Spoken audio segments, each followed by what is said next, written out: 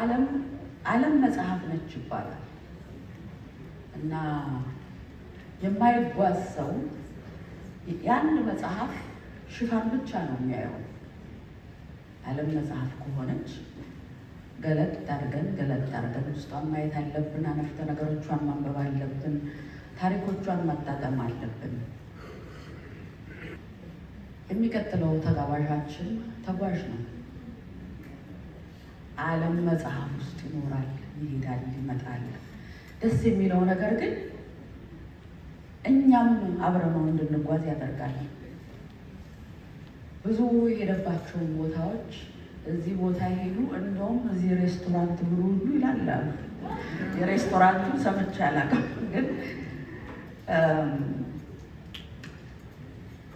አለመነቃነቅ ነው። የመጽሐፍ ከበር የአንድ መጽሐፍ ብቻ ከበር እያዩ መኖር ነው ከተባለ ለምን ውስጡ ገብተን አንፈላሰስበትም የሚል ሀሳብ ያለው ይመስላል። ስለዚህ የሚቀጥለውን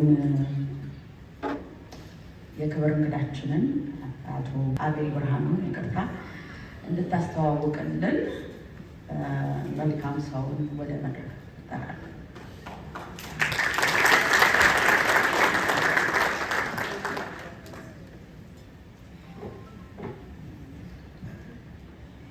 የአቤል ብርሃኑ የህይወት ታሪክ።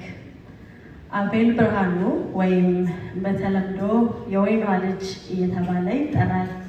ተወልዶ ያደገው ከመዲናችን አዲስ አበባ ወጣ ብላ በምትገኘው ዓለም ገና በምትባለው ከተማ ነው። አቤል በተለያዩ ሀገራት እየዞረ አስገራሚ ቦታዎችን በማስጎብኘት ድንቅ ታሪኮችን በማቅረብ ይታወቃል።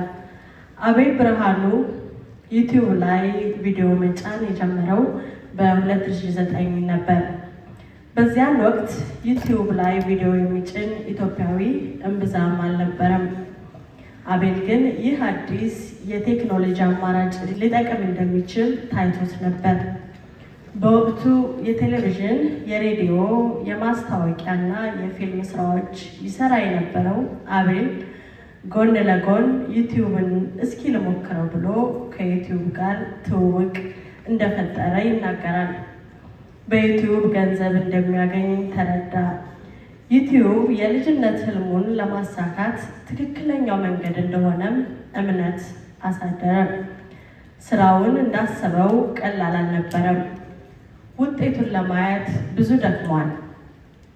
1 ዓመት ለሚጠጋ ጊዜ ዜሮ በሚባል ደረጃ ቪዲዮዎቹ እይታ አልነበረባቸውም።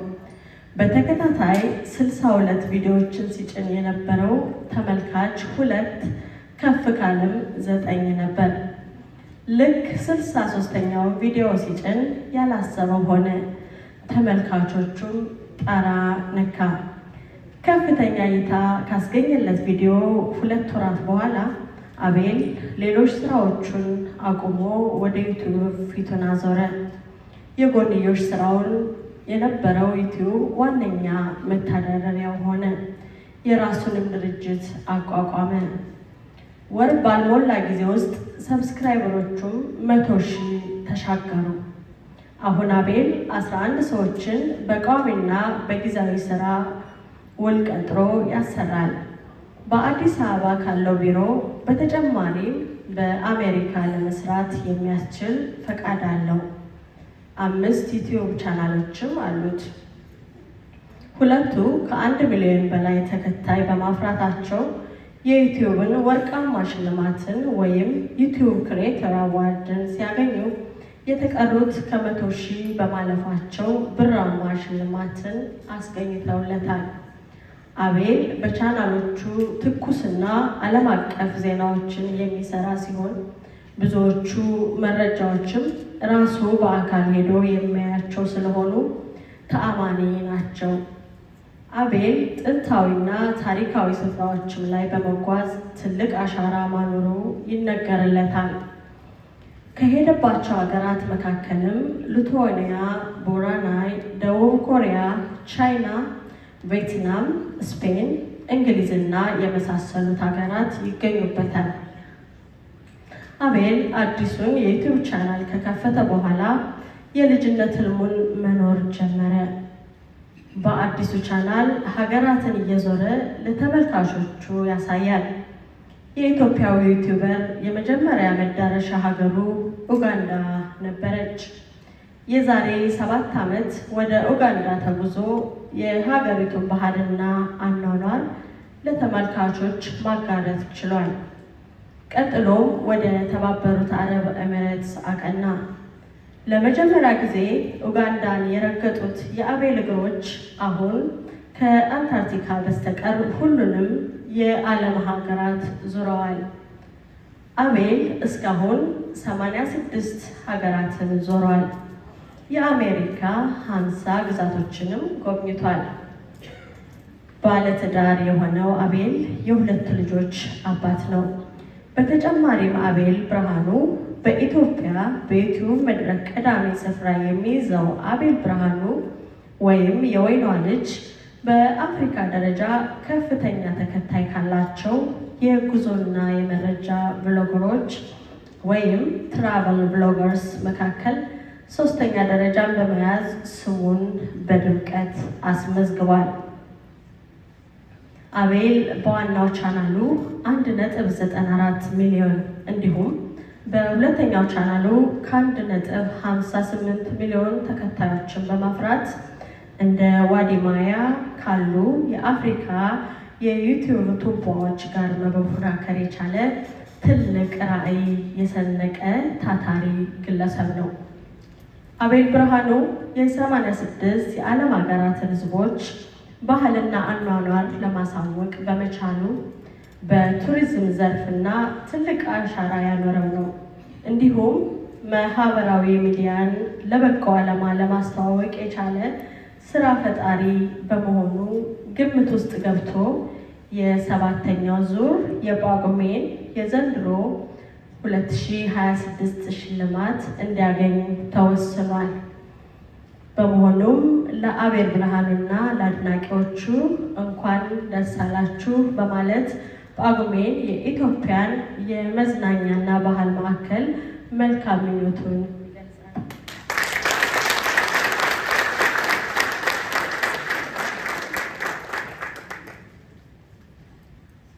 ተሸላሚ አቤል ብርሃኑ እና ሸላሚ ዶክተር ጸደን መታየለ ወደ መድረክ መጡልን።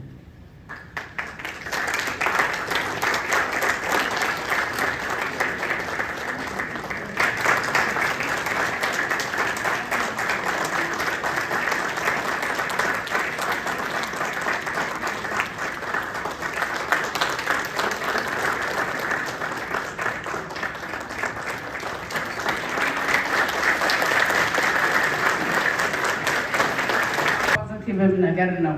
በዚህ ዓለም ላይ አሁን በአሁኑ ሰዓት የሚካሄደው በብዛት እርስ በርስ መጨቃጨቅ፣ መጣላት፣ መናናቅ ነው እና አሁን እኛን እንዲህ አሰባስቦ መልካም ነገር የሆነ ለሀገራችን ባለውለታ የሆኑ እንደ አቤል ያሉ ደግሞ ፊውቸር ጀኔሬሽኖችንም ማክበር ራሱ ትልቅ ነገር ስለሆነ ጳጉሜውን በጣም አመሰግናቸዋለሁ።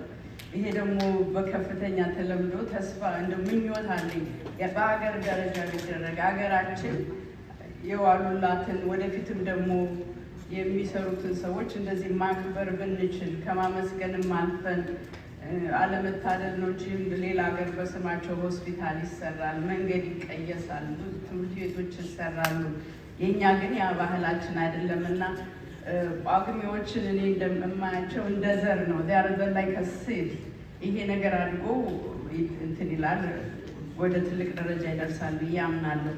ወንድሜ ዳንኤል ስለ አቤል ሲነግረኝ አቤልን እንድትሸልም ይፈልጋለሁ ሲለኝ እኔ ዩቱበር ተመልካች አይደለሁም እና አቤል ማን እንደሆነ አላወኩም እና ማንበብ ጀመርኩኝ። አንደኛው ደግሞ ሌላው ማመስገን የምፈልገው ጳጉሜ በአመት የሚሸለሙ ኢትዮጵያውያኖችን ሲያስተዋውቁኝ አነባለሁ። እነዚህ መልካም ስለሆኑ ኢትዮጵያውያን ለሀገራቸው ብዙ ነገር ስላደረጉና ለእኔም ራሴ ኤጁኬሽን እየሰጠኝ ያለ ነገር ነው እና አቤልን ሳነብ በጣም ዩኒክ ነው። ሌላው ደግሞ እንደ የተለያየ ጀኔሬሽንን ይሄ መድረክ ራሱ ማክበሩ ከእሳቸው ከወልደ ገብርኤል ጀማት አቶ ወልደ ገብርኤል ጀምሮ አቤል የተለያየ ጀነሬሽኖች ነን እና በዚህ ኢንተርጀነሬሽናል የሆነ ነገር ራሱ አንድ ላይ እንደዚህ ማድረጋችን ትልቅ በረከት ነው እና አቤል ኢዝ ዩኒክ ፊውቸር አለው። አሁን ብዙዎቹ ያመሰገናቸው ይሄን እናድርገዋል ይሄን እናድርገዋል ነው። እሱ ግን he has a lot to do in the future እና ክሪኤቲቭ ነው። ይህንን የዘመኑን ቴክኖሎጂ የእሱን ጀነሬሽን ቴክኖሎጂ ወስዶ ለራሱ መጠቀም መቻሉ ለሰዎች ስራም ክሬት ማድረጉ መሄድ ያልቻሉትን ኢትዮጵያውያን 86 ሀገር ትራቭል አድርጎ ራሱ ያንን ማስታወቁ በጣም ትልቅ ነገር ነው እና ትልቅ ሪስፖንሲቢሊቲ ያለብህ። በዚህ የሚያልቅ አይደለም። you're just starting your journey እና በጣም እግዚአብሔር አብዝቶ ይባርክህ። አንድ ከመጽሐፍ ቅዱስ ላይ ከገላትያን 6:9 ላይ ለጳጉሜዎችም ለአቤልም ልተው የምፈልገው ቨርስ አለኝ እና ምን ይላል? Don't get tired of doing what is good. Don't get discouraged and don't give up, for you will reap the harvest of blessing at the appropriate time ይላል እና blessing in receive አድርገሃል። you will be receiving. Keep doing what you do.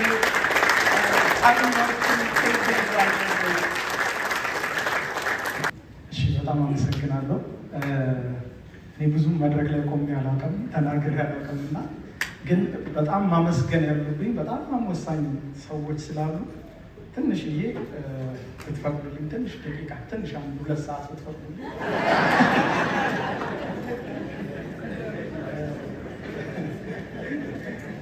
እነሱን ላመስግን። በመጀመሪያ ደረጃ ለዚህ ቀን ላበቃኝ 86 ሀገራትን ስሻገር አብሮ ያሻገረኝ አብሮኝ የሆነ የልጅነት ዕድሜን ላልከለከለኝ ቅዱስ እግዚአብሔር የተመሰገነ ይሁን።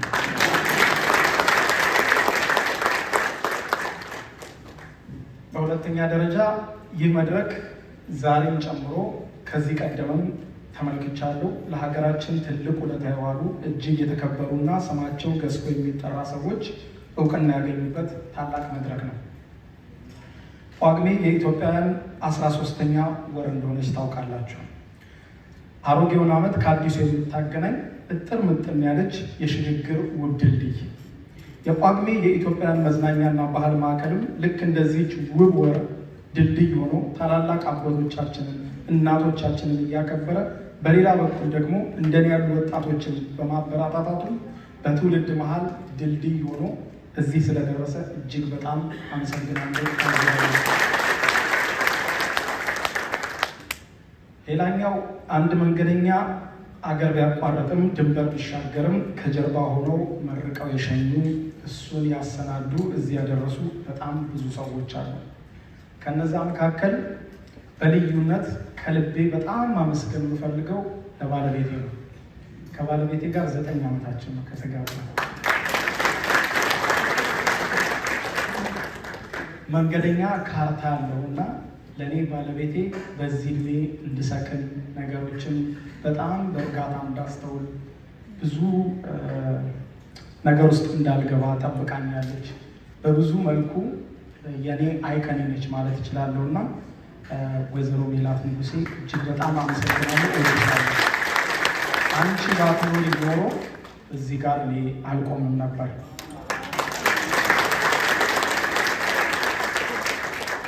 ሌላው እኔ ያየሁትን ዓለም እኔ በካሜራ ያስቀረሁትን ዓለም ኤዲት ተደርጎ እናንተ በምታዩት መልኩ አሰናድቶ የሚያቀርበው ታናሽ ወንድሜና ኤዲተሬ ያብስራ እጅግ በጣም ወድሃለሁ፣ እጅግ በጣም አመሰግናለሁ። ከእያንዳንዱ ቪዲዮ ጀርባ የአንተ እንቅልፍ አልባለታለ። ሌላኛው ለደጓ እናቴ ወይዘሮ ወይንሸት አየለ፣ ለትሁቱ አባቴ አቶ ብርሃኑ፣ ለኤዶም ግርማ፣ ፊሊሞን ታረቀኝ፣ ናርዶስ ይልማ እንዲሁም አርቲስት አዳነች ወልደ ገብርኤል፣ እህቶቼ፣ ወንድሞቼ፣ በስም ያልጠቀስኳችሁ የስራ አጋሮቼ፣ ይሄን እምላችሁ እኔ ብዙ ሰዎች ውጤት ስለሆንኩ ነው። ከዚህ ባለፈ በየደረስኩበት ሀገር በሙሉ በኤርፖርቶች፣ በተለያየ ቦታ በሀበሻ ምግብ ቤት ምናምን የማገኛቸው ሀበሾች ኢትዮጵያውያን የሚሰጡኝ ሰላምታ፣ የሚሰጡኝ ምክር፣ የሚሰጡኝ ማበረታቻ፣ የሚያሳዩኝ መንገድ ቃል የለኝም ለዛና ሁሉንም እጅግ በጣም አመሰግናለሁ። እግዚአብሔር ያስፈልግ። በስተመጨረሻ ለማህበራዊ ሚዲያ ወዳጆቼ በሙሉ ህፃናትን ጨምሮ ስለምትከታተሉ በሙሉ በጣም በጣም ነው የማመሰግነው። እናንተ ባትኖሩ ዛሬ ያለሁበት ገና አልጀመርኩም። በእርግጥ ግን እዚች እንኳን እንድቆም የረዱኝ እነሱ ናቸውና እጅግ በጣም አመሰግናለሁ። እንዲሁም መነሻዬን በጣም ማመስገን እፈልጋለሁ። ሰፈሬ ዓለም ገና የምትባል መንደር ላይ ነው ተወልጄ ያደግኩት እና የሰፈሬ ሰዎች ጎረቤቶቼ እጅግ በጣም በጣም ነው የማመሰግነው። እጅግ በጣም ነው የምወዳቸው። ሰፈራችን ላይ ያሉ ተራሮች ቢመሰገኑ በጣም ማመስገን እፈልጋለሁ። እውነቴን ነው የምላቸው። የሰፈሬን ተራሮች በቃ ቅዳሜና እሑድ እወጣለሁ እና ዱላ አፍ ቢኖረው ይናገር ነበር። በዙረት ነበር የምገረፈው። በጣም ነበር የምገረፈው። እናቴ ብትኖር ትነግራችሁ ነበር እና ቅዳሜ እሑድ የለሁም እና ተራሮቹን፣ መንደሩን፣ ጎረቤቶቼን ሁሉ እጅግ በጣም በጣም ነው የማመሰግነው እና ትንሿን ደግሞ ገና ትንሿን ዱብ ዱብ ተመልክታችሁ እዚህ ጋር ስላቆማችሁ የፕሮግራሙን አዘጋጆች በድጋሚ እጅግ በጣም አመሰግናለሁ። የሰው ጅማሬው ሳይሆን ፍጻሜው ሲያምር ነው እና መልካም ዛሬ እንደጠራናቸው እንዳመሰግናቸው ከዚህ በፊትም እንዳመሰግናቸው ትልልቅ ሰዎች ሁሉ የኔም መጨረሻ አምሮ እዛ እንድቆይ በጸሎታችሁ አጥፉ። እጅግ በጣም አመሰግናለሁ።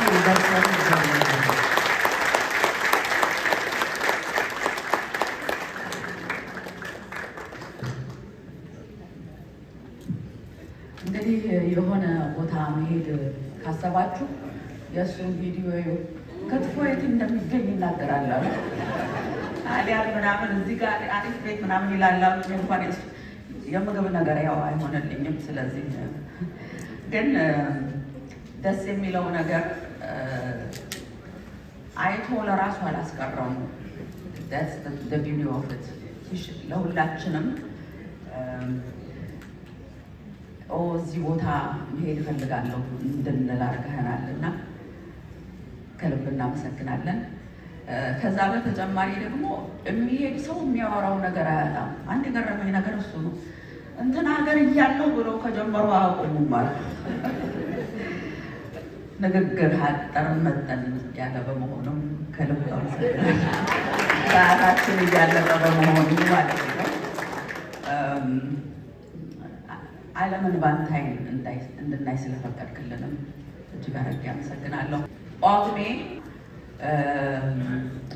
እንደዚህ የመሳሰሉ ሀያላን ሰዎችን እያመጣ የሚያመሰግን በእውነት የሚጠበቅብን ምስጋና ብቻ ነው። ስላደረጋችሁልን መልካም ነገር፣ ስለምታስጎበኙን ሀገር፣ ስለጻፋችሁልን ታሪክ፣ ስላነበረችሁልን ጥበብ እያለን የምናመሰግንበት ይህንን መድረክ መደገፍ ይገባል። ተሸላሚዎች በሙሉ እንኳን ደስ ያላችሁ። የተሸላሚ ቤተሰቦች ሁሉ እንኳን ደስ ያላችሁ። ድንቅ ቀን ነው።